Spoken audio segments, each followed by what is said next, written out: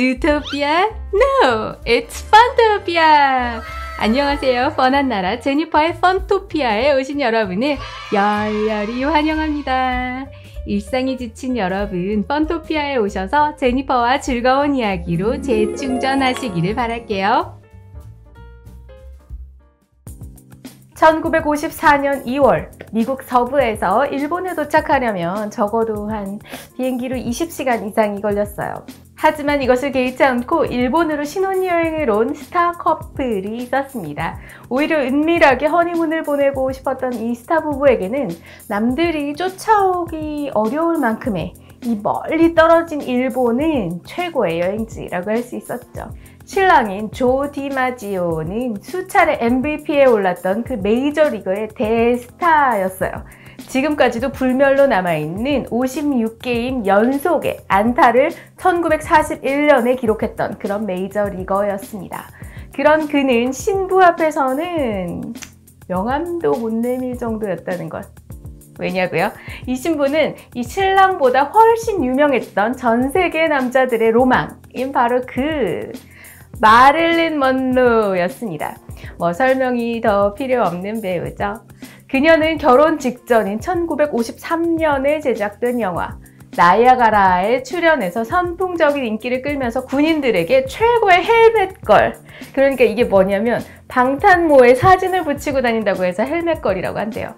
그런데 이 부부가 일본에 있다라는 소식을 접한 주한미군 관계자가 뭐 어차피 믿져야 본전인데 그러면서 한번 던져보자 라는 심정으로 한국을 방문해서 병사들에게 공연을 좀 해줄 수 있냐라는 부탁을 한 거예요. 신혼여행 중인데 아무리 대중의 사랑을 먹고 사는 연예인이라도 사실 신혼여행 중에 이런 요청은 대단히 좀 신뢰가 될 수도 있는 거죠. 그런데 놀랍게도 그녀는 알았다, 오겠대요. 흔쾌히 그녀는 이 제안을 수락하고 일본에서의 일정을 조정해서 1954년 2월 16일 한국으로 슝 날아온 것입니다. 그것도 남편은 혼자 일본에 남겨둔 채 말입니다. 마릴린 먼로 하면 그냥 섹시하고 좀 관능적인 여배우가 아닌가요? 그에게는 어떤 면모가 있었기에 이런 결정을 흔쾌히 할 수 있었을까요? 오늘은 한국전쟁과 관련된 이 마릴린 먼로의 에피소드에 대해서 알아보도록 하겠습니다. 구독과 좋아요 그리고 알림으로 펀토피아의 제니퍼와 함께 해주시기를 부탁드릴게요. 바로 시작하겠습니다. 마릴린 먼로는 출생부터 정말 불행한 배우였습니다. 그녀의 실제 아버지는 어머니의 직장 동료였다는 주장이 꾸준히 제기가 됩니다. 결국 친아버지가 아닌 남자를 아빠로 두고 자란 셈인데 이게 또 어려웠던 게 직장을 다니던 엄마도 다른 사람한테 그녀를 맡겨서 키우게 된 거예요. 부모의 사랑을 제대로 받지 못해서인지 이 아이는 유달리 애정을 갈구하는 여성으로 성장했고 그 후에 엄마가 정신병원으로 들어가게 됩니다. 그렇게 엄마가 정신병원에 수용된 뒤부터는 각종 보호시설을 떠돌아다니는 신세가 되고 말았습니다. 그러다가 1942년에 고작 16살의 나이로 양부모에 의해서 결혼을 하게 되는 거예요. 그렇게 다시 혼자 남게 된 그녀는 군수공장에서 페인트 칠을 하면서 살았다고 합니다. 그 후에 그녀는 사진작가의 눈에 타라 이렇게 띄어서 모델과 또 배우로 일을 하게 됐고 마침내 1946년 그녀는 4년 만에 첫 남편과 이혼을 하게 됩니다. 스튜디오의 단역 배우로 시작하게 된 그녀는 이듬해 영화 배우로 정식 데뷔하게 되지만 4년간의 무명의 혹독한 기간을 거치게 됩니다. 이 기간은 그녀에게 있어서 배우로서의 이 치명적인 난독증 그리고 또 말더듬증과의 투쟁의 시기였습니다. 대사를 잘 외우지 못한다는 비난을 받은 건 이 난독증 때문이었는데 치열한 연습으로 이것을 그녀는 극복하게 됩니다. 그리고 후에 그녀는 연기력으로 또 인정을 받게 돼요. 그 후에 그녀는 1950년에 이브의 모든 것으로 주목을 받게 되는데요. 이 작품에서도 마릴린 먼로는 거의 단역에 가깝게 출연을 했는데 자신만의 눈빛과 이 표정 그리고 움직임만으로 관객들을 매료시키면서 깊은 인상을 남기게 됩니다. 그 후에 3년 뒤인 1953년 단 1년 동안 그녀는 3편의 영화를 촬영하게 되는데요.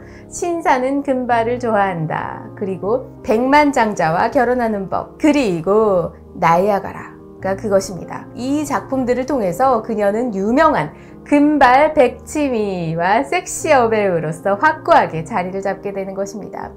마릴린 먼로가 단박에 모든 남성들의 로망이 되는 것도 바로 이 시기부터였어요. 한 작품씩 일단 살펴볼까요? 신사는 금발을 좋아해서 마릴린 먼로는 로렐라이라는 쇼걸의 역할을 맡았어요. 그녀는 프랑스 대륙에 유럽이라는 나라가 있는 것으로 알 정도로 좀 머리가 안 좋아요. 그런데 금발의 아름다운 쇼걸로서의 자태를 뽐냅니다. 이 영화에서 로렐라이의 단짝인 도로시, 제인 러셀은 검은 머리에 똑똑한 쇼걸로 로렐라이와는 완전히 상반된 이미지와 또 성격의 소유자입니다. 이 두 사람은 배를 타고 파리로 가는데 로렐라이는 그곳에서 백만장자의 아들 에스몬드와 결혼을 하고자 해요. 한편 에스몬드의 아버지는 이 로렐라이가 백만장자의 돈만 노리는 여자인지 알아보기 위해서 사립탐정 말론을 고용하는데 이 도로시가 이 사립탐정인 말론하고 사랑에 빠지게 돼요. 두 커플은 여러 가지 문제를 겪지만 결국 이 두 사람의 사랑이 모두 이루어져서 합동 결혼식을 올리게 됩니다. 해피엔딩이죠. 그녀의 다음 작품인 백만장자와 결혼하는 법에서 그녀의 역할은 조연이었어요. 모델인 사츠이가 주인공이고 먼로는 사츠이의 두 친구 중에 하나인 폴라 역을 맡게 됩니다. 사츠이, 폴라, 그리고 로코는 백만장자 남편을 맞이하기 위해서 의기투합을 하고 맨하탄의 호화로운 펜트하우스를 빌리게 돼요. 결과적으로 사츠이는 JD라는 석유업계의 거물과 사귀게 되고, 로코는 사립경비원과 사귀게 되고, 폴라, 즉 마릴린 먼로는 자기가 살고 있는 펜트하우스의 주인인 프레디와 인연을 맺게 됩니다. 하지만 사츠이는 자기의 결혼식 날에 자기가 전에 사귀었던 가난한 톰을 보고 자기가 내가 진짜 사랑하는 거는 저 남자인 거구나 라는 것을 깨닫고 그를 선택한다는 내용입니다. 이들 영화에서 마릴린 먼로는 공동주연 혹은 조연이었죠. 하지만 나이아가라라는 영화에서 마릴린 먼로는 드디어 단독 주연 자리를 꿰차게 됩니다. 영화 나이아가라는 일종의 스릴러물인데요. 여기서 마릴린 먼로는 로즈라는 이름의 부인으로 등장합니다. 그녀는 애인과 공모를 해서 남편을 죽이려고 했어요. 그렇게 남편은 사라졌고 모든 시나리오는 그의 남친에 의해서 계획대로 진행되는 것 같았죠. 로즈는 남편 실종 신고를 한 뒤에 시체가 발견됐는데 이 로즈는 이 시체를 보고 완전 기절을 하는 거예요. 이 시체가 누구였냐면 자기 남편이 아니고 그녀의 남친이었던 것입니다.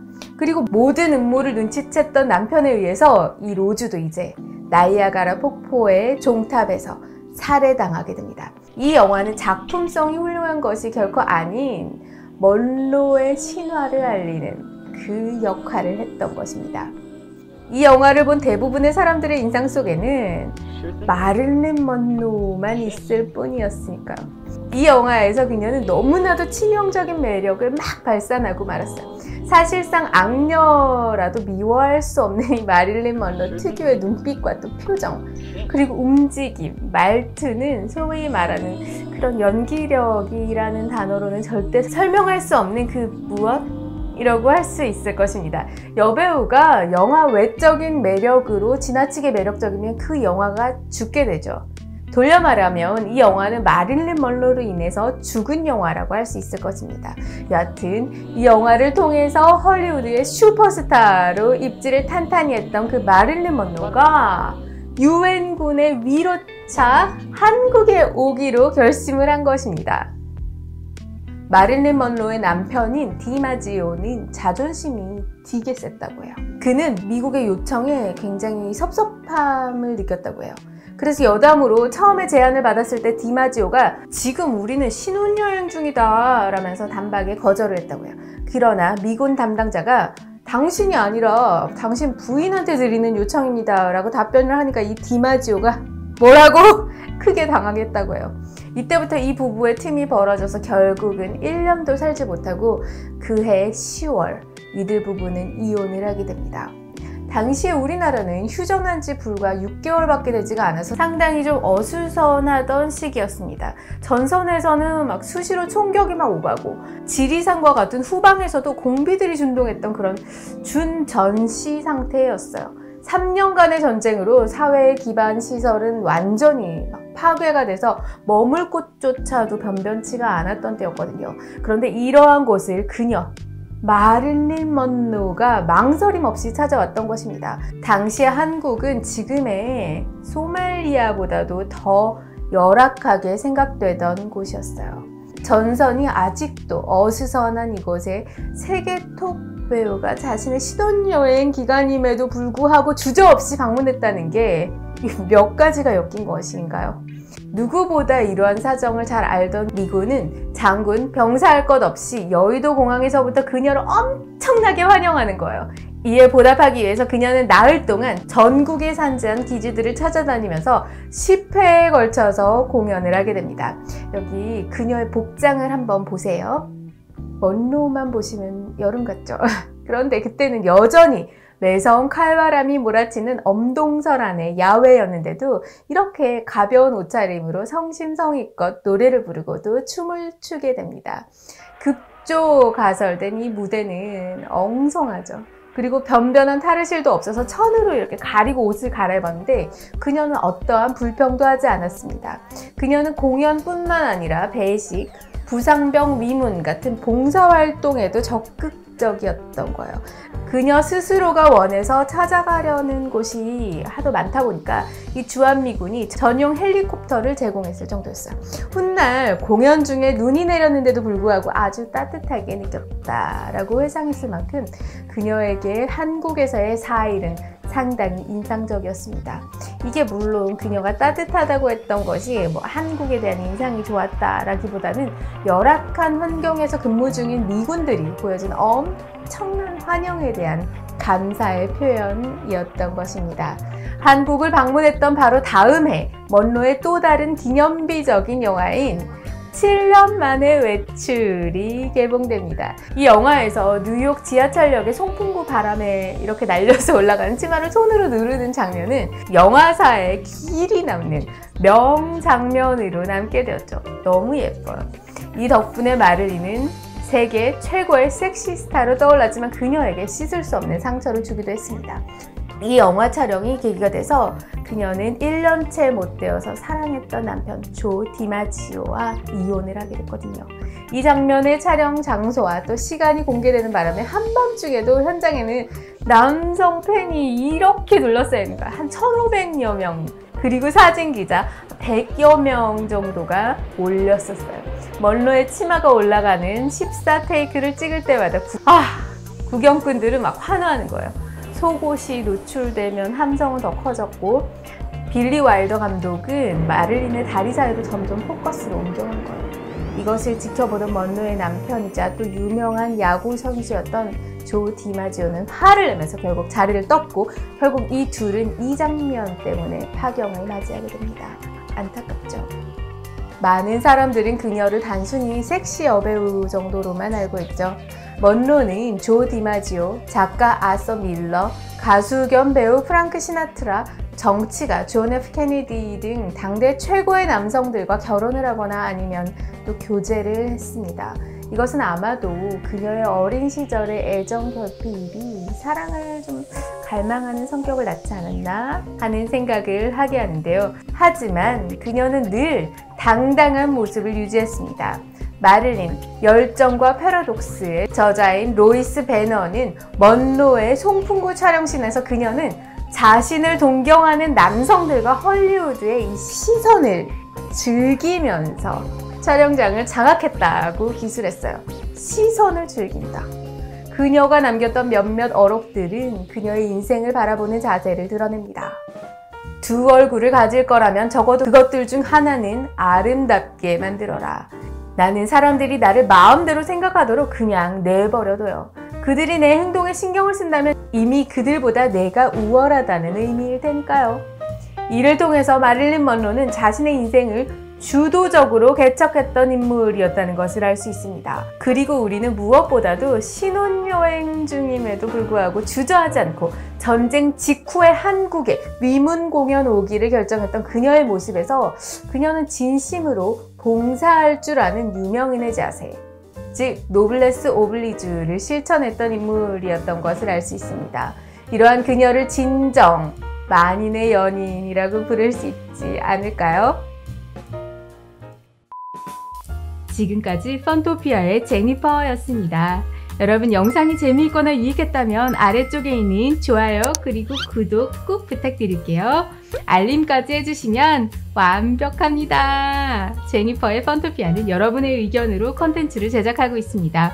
펀토피아에서 다뤘으면 하는 이야기를 댓글로 남겨주시면 여러분의 의견을 반영하고자 노력하겠습니다. 다음에는 더 재미있고 유익한 영상으로 찾아뵙겠습니다. 감사합니다. 여러분 안녕.